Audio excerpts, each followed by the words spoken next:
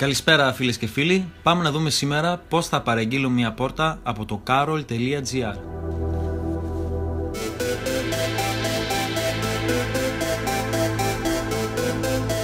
Επιλέγουμε μενού, στη συνέχεια e-shop,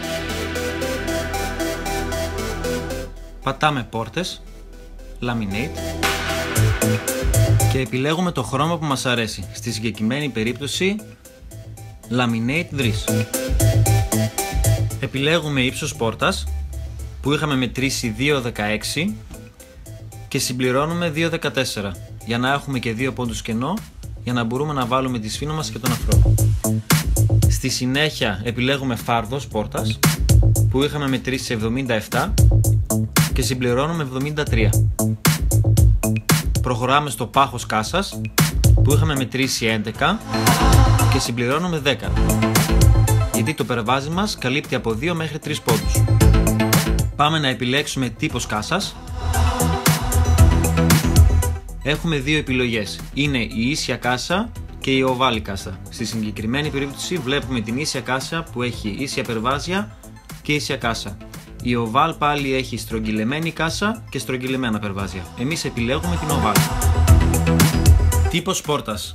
Επιλέγουμε ανοιγόμενη κλασική πόρτα. Άνοιγμα φορά πόρτας. Βλέπουμε τα εικονίδια μας και επιλέγουμε τη φορά που θα χρειαστούμε.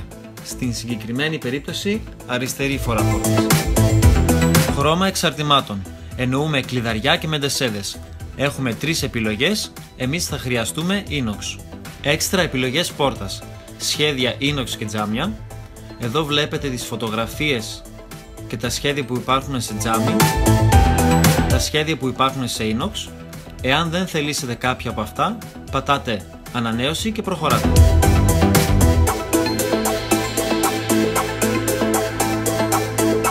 Στις παρατηρήσεις γράφετε κάτι που θέλετε να τονίσετε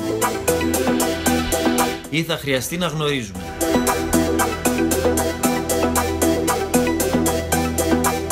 Παρακάτω μπορείτε να δείτε το βιντεάκι που υπάρχει για την τοποθέτηση της πόρτας,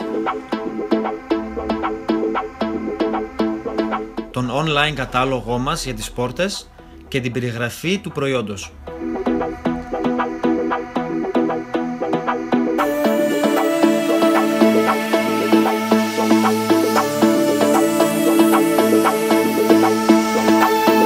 Πατάμε προσθήκη στο καλάθι, προβολή καλαθιού και κάνουμε επαλήθευση και ελέγχουμε τα μέτρα που έχουμε σημειώσει πριν. Επιλέγουμε τον τρόπο αποστολής και προχωράμε στην πληρωμή. Εδώ συμπληρώνετε τα στοιχεία σας, τόσο απλά και εύκολα και τελειώσαμε. Ευχαριστούμε που παρακολουθήσατε το βιντεάκι μας και καλές αγορές. carol.gr